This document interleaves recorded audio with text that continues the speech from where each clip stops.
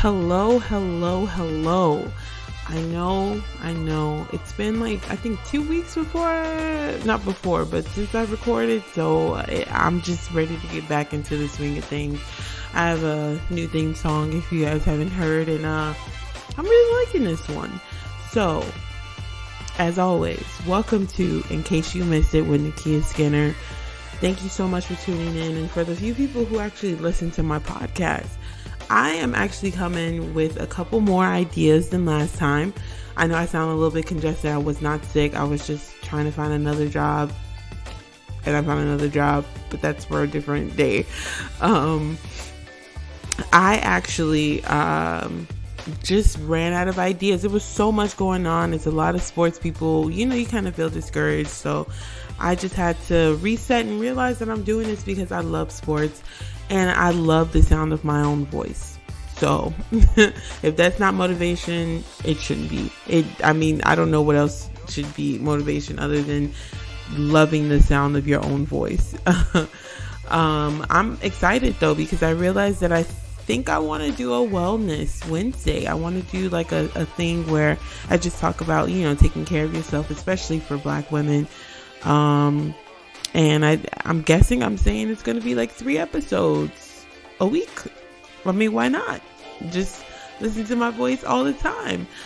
Next week, I'm excited. I may or may not have my very, very, very, very smart cousin join me on the podcast to hear his intake on sports. This man loves sports just as much as I do. So I'm excited for everybody to hear him and to hear what he has to say. And let's just get into it. I mean, if you guys have missed me, I missed you guys too. And if you're new listening to the podcast, please follow on social media in case you missed it, follow on all social media platforms, Instagram, TikTok, Snapchat, Fanbase. If you are Fanbase, if you know what Fanbase is, then follow me on there as well. Interact with me. Let me know what you guys want me to talk about as far as any topics, any debates. I know one of the biggest ones that I haven't talked about yet has been obviously the LeBron-Michael debate. Who's the GOAT? What makes the GOAT? And I definitely want to talk about it soon, but I want to talk about it when I have another person with me. Just to see their input, because I believe, just really quickly, I do believe that it is more of how you grew up. If you were 20, if you were at least, I want to say 12, 11, maybe 8, to older around the time, not around the time, but in the 90s when the Bulls were winning all those championships, I really believe it's hard for you to see LeBron as the GOAT. I really do. Some people who are a tad bit around that age kind of see him as it because they did see it, but a lot of them, 9 times out of 10, say Michael is the GOAT. For me, I was born in 92, so around the time they were winning championships, I was learning how to walk, learning how to wipe my own nose, learning how to go to the potty. So I feel like I grew up more in the LeBron era, but I won't say who I feel like is the GOAT. I'm not going to have that conversation yet until I have my cousin on this podcast. So just stay tuned for that. The Super Bowl, I know it's been 2 weeks, almost a month since the Super Bowl happened, but I hadn't had a chance to talk about it. I hadn't had a chance to talk about the Super Bowl. I haven't had a chance to say anything about it. And I was absolutely wrong about the Rams. I mean, congratulations to the Rams. I was right about the Bengals. I am so proud of them. I'm happy that they are where they are. As far as an organization, how far they've come. Joe Burrow is definitely Man Crush Monday for me every day. That's obviously the girl side of me talking, but now the sports side of me is that man can play. We can talk about how obviously if he had a better offensive line, what would that have looked like if the defense just realized that the ball was going to Cooper Kupp. would we still be talking about the Rams being Super Bowl champs? But it's not a shoulda, coulda, woulda type of game. Football is not. Sports is not. So just congratulations to the Rams. And I am mostly happy for Aaron Donald. That's who I'm happy for. So congratulations, Aaron Donald. I'm happy for you. Von Miller too. Von Miller. And even oh my God, he was a first round pick for us, the Chicago Bears, and he got traded to the Rams. Congratulations to him as well. I know as soon as I remember his name, it's literally going to bother me, because I'm supposed to be this big sports person and I can't even remember his name. So hold on, let me get his name. I know you guys are gonna be like, I know whoever's listening is like, can you please? Leonard Floyd. There it is. I remember when a lot of Bears fans,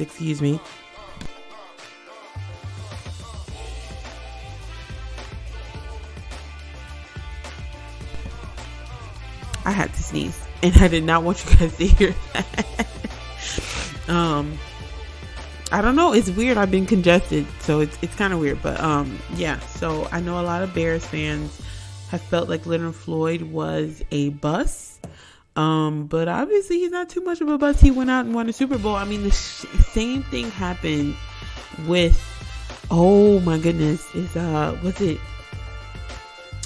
what was his name? He literally won a Super Bowl with the Patriots. And I'm trying to, is this his name? Yes, Shea McClellan. Okay, so you guys remember him? Do y'all remember him? I remember him. Everybody thought he was going to be the second coming of Brian Urlacher. They were like, oh, he reminds us so much of Brian Urlacher. It's what the Bears need, blah, blah, blah. And nope, didn't end up. I don't know. I mean, at one point, do you look at the Bears and maybe think it's the organization not developing the players? Or is it the players are not doing what they're supposed to do when they're on the Bears, and then all of a sudden they get rejuvenated because they feel like they were wronged when they go to another team? Who knows? I don't know, but he won a Super Bowl as well with the Patriots. So, I mean, you want to win a Super Bowl, play for the Bears, get traded, and you'll win a Super Bowl. That, I feel like that's literally the formula. That's the formula. So, speaking of the Bears, just to end the football here, because again, how do I say this? I definitely was rooting for the Bengals.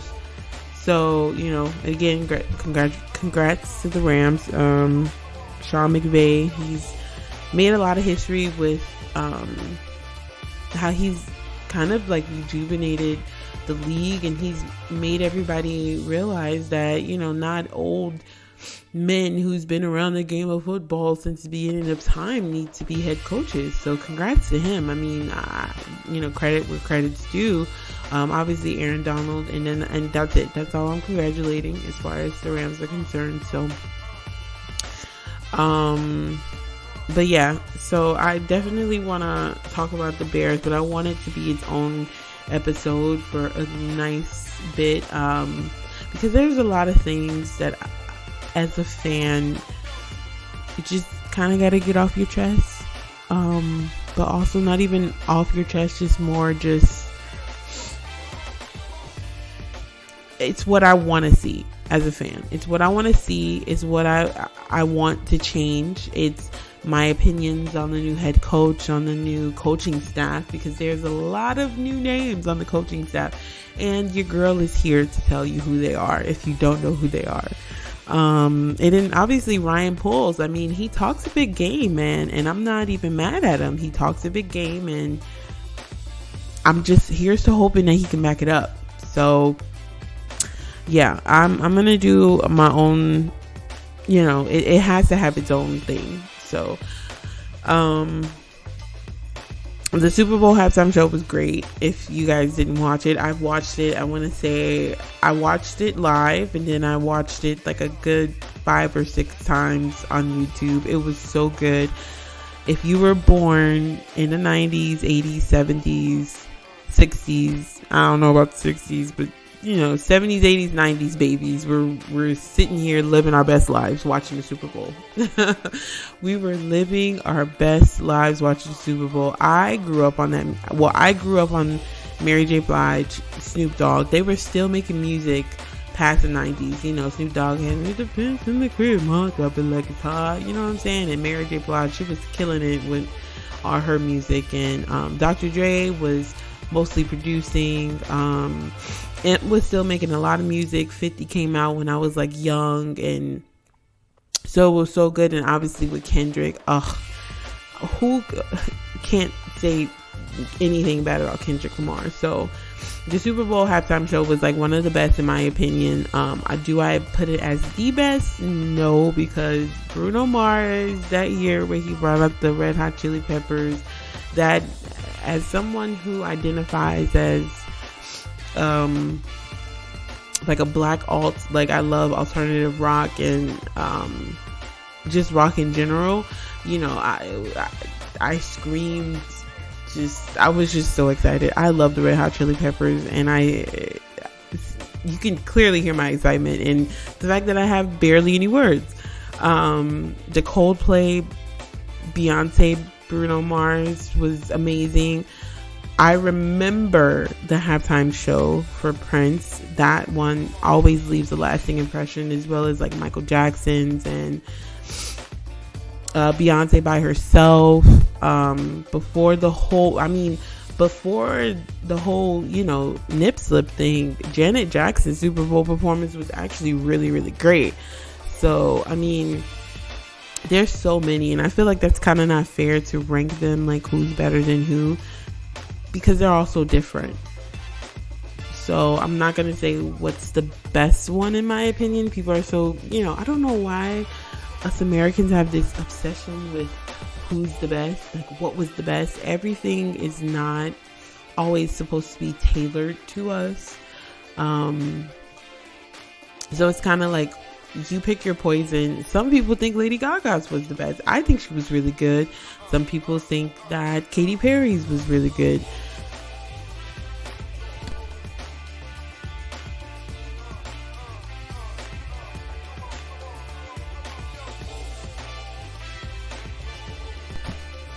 I had to sneeze again. I know it's like, why is it just weird silences but I had to sneeze, and I don't want to just chew in this mic, because this mic gets everything. This mic you can probably hear my heart beating. So yeah, hopefully, next year, it's just as good as this year. I think this year for football was actually a really good year. We had a lot of teams that surprised us, a lot of teams that didn't surprise us, a lot of upsets that, it was a really good year. It was a really good year for football. We'll see what happens when it comes to Aaron Rodgers, his future. Is he going to stay with the Packers? In my opinion, just really quickly, I know I say I want to talk about the Bears by themselves, but in my opinion, I want him to stay a Packer. I know that's crazy. I know a lot of Bears fans are like, what? I want him to stay a Packer because I want Justin Fields to beat him. I want Justin Fields to finally get over the hump that a lot of Chicago Bears quarterbacks cannot get over, and that's beating the Packers, but beating a good Packers team. I don't want them just to beat the Packers. I want the Bears to beat a good Packers team, a really good Packers team, because that's the one that means something. I want us to be that team for the next couple of years where we finally have our guy. And the Packers need to win to get in. I know you guys remember this game. And the Packers need to win to get in. And I want us to be that team that's already in the playoffs. And us playing this game don't really mean anything, but we still are going to win because it's the Packers. That's the type of team that I want to see, and that's the type of team that I want to get. So I want Aaron Rodgers to stay there. I want Aaron Rodgers to feel what he makes a lot of Bears fans feel. I know he kind of sort of felt that in 2018, but 2018 was like 4 years ago. So we need to get back on the ball. So really quickly, that's how I feel. So but the NFL season was really good. I'm excited to see what happens next year. I mean, with all the talent that emerged and that just kind of like took the league by the throat and was just like, I'm not taking it back. I'm not giving it back. I love it.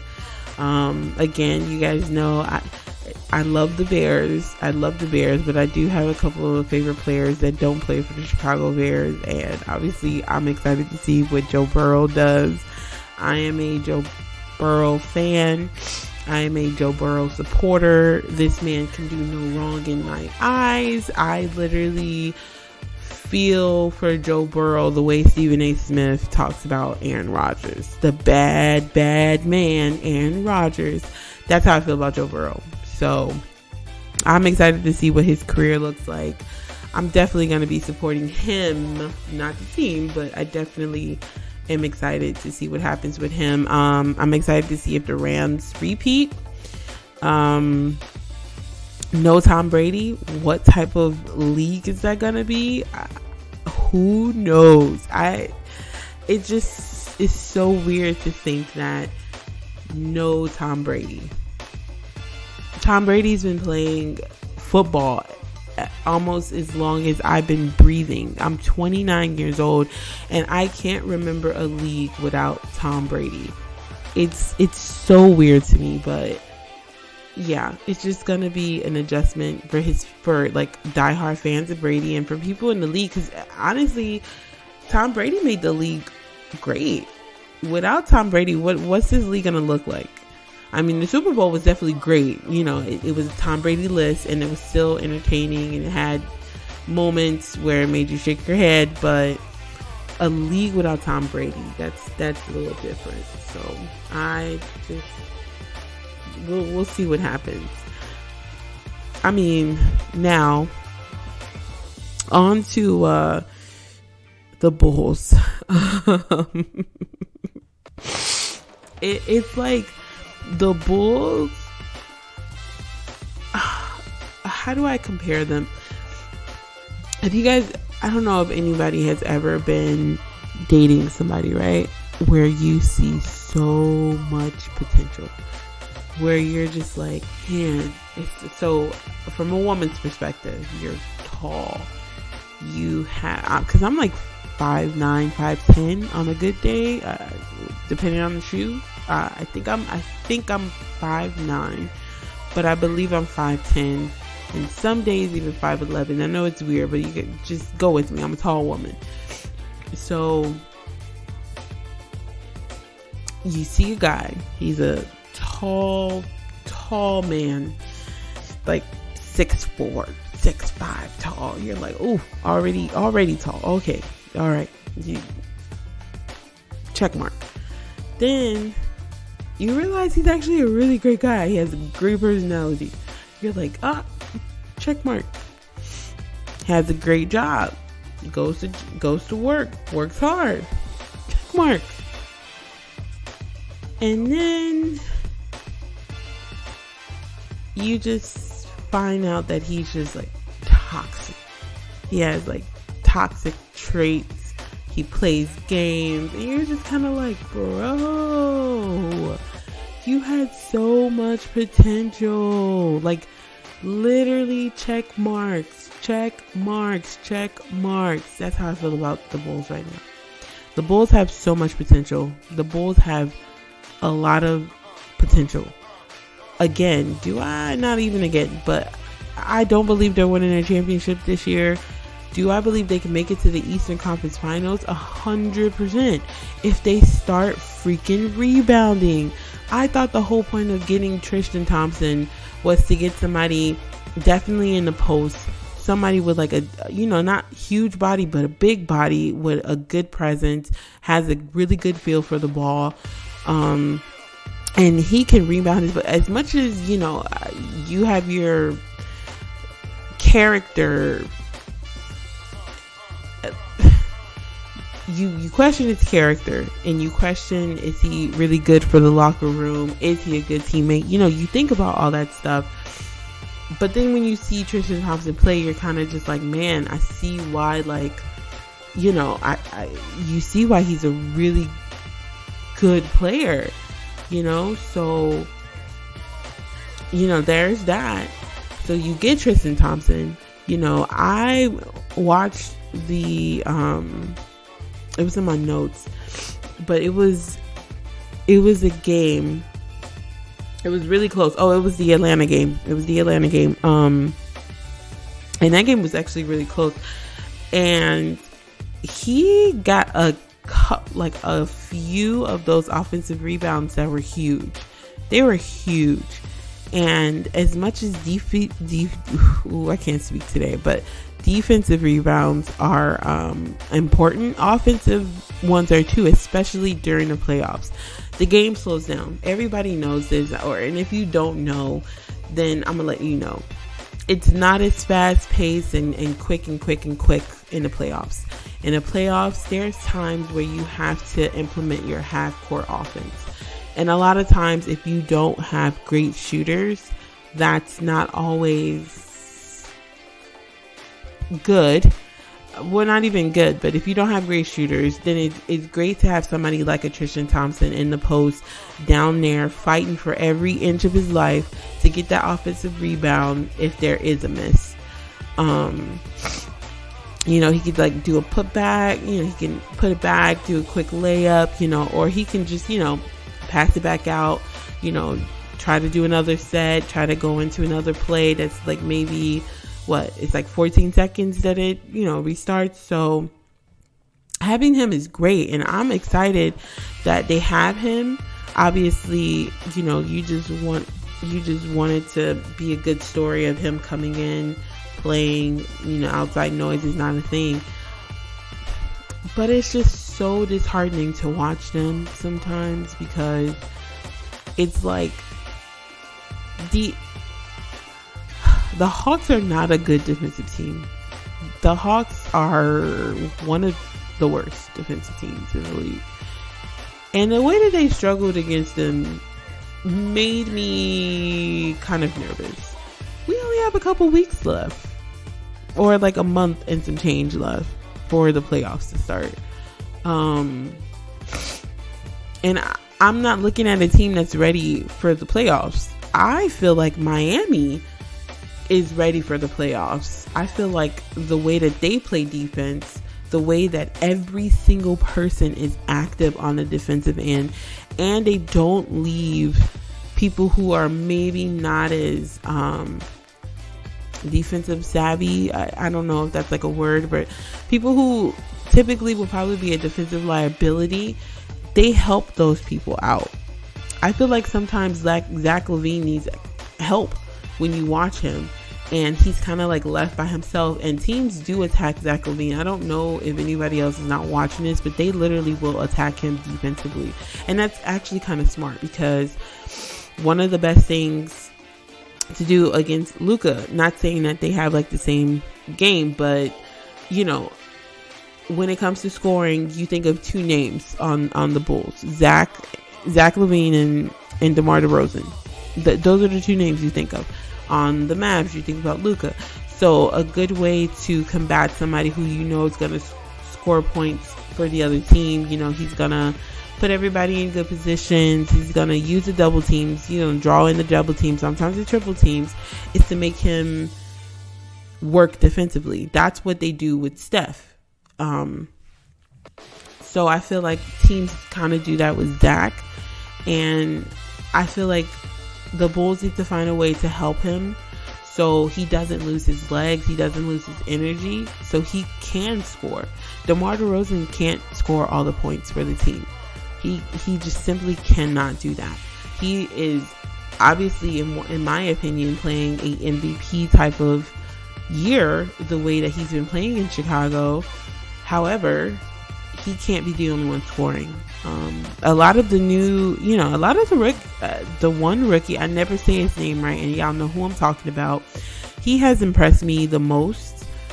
I'm really his progress just within the season alone has been something that I've been excited to see and watch. I just really wish they would just get better defensively, and I've been saying that, and I will keep saying it because it's literally being shown in games. This is a team that almost beat the Suns, and when you look at the stats, so I know the Suns game happened like a couple weeks ago, but I want you guys to realize that I'm not being like, I'm seriously, like, I know it's weird, but y'all, seriously, like, I'm not being weird when I say I'm gonna need them to start rebounding better. Seriously. The Suns had 34 defensive rebounds. The Bulls had 29. That's not good, man. That's never good. It's never good when you get out rebounded anyway. I mean, the Bulls only really out rebounded them offensively only just by one board. That's it. As far as assists, the Suns had 31. Bulls had 18. Points off of turnovers, the Suns had 16. The Bulls had 7. Points in the paint, y'all. 50 for the Suns, 46 for the Bulls. Now, the Bulls did slightly shoot better from the 3-point line. But overall, the Suns shot at 54.4% from the field goal. That's where we're at with the elite teams. And here is also something that it's crazy to me. So against 500 teams and above, the Bulls they're probably a little different now from when I wrote this, but the Bulls are 11-15 against above 500 teams. They're 27-6 for below 500 teams, but they are 11-15. But they're still one of the top 5 teams in the league. Miami obviously is on their next, but then the East is up for grabs in general. Again, I don't know if you can say like that's an argument that the East is competitive or is an argument that the East is weak. Who knows? I just know that the Bulls need to, I mean, it's easy for me to say get better, and I don't want to say get better. I believe the Bulls just need to simply do the simple things. That's what I'm trying to say, without me huffing and puffing. But I need the Bulls to do the simple things. They need to rebound. They need to be active defensively. I keep preaching defense. I know I'm a defensive girl. Offense for me is great, but I love to see somebody get locked down. Like, you will not shoot over me, sir. You will not do that. You really think you're about to whoop, whoop, whoop, whoop, whoop, and just go to the basket? No, sir. I will be with you.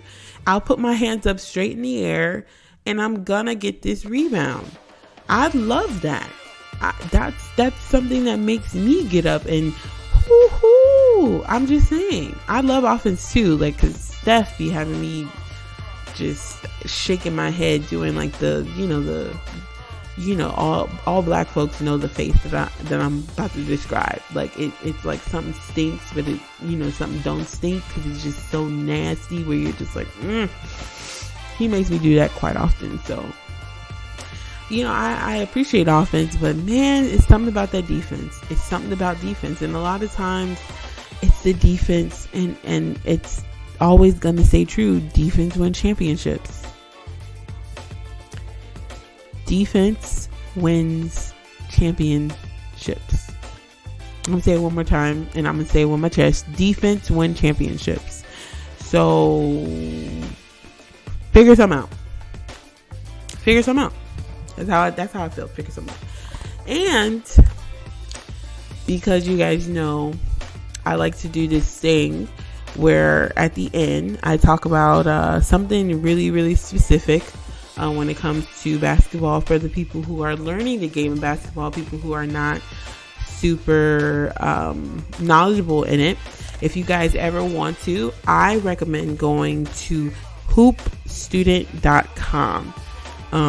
I love reading it because I feel like it breaks down a lot of things for me. As much as I love the game of basketball, I'm still a student. I still learn. I'm still learning. I'm always going to be learning. No one knows everything. You're always going to have to learn. And hoopstudent.com really helps me.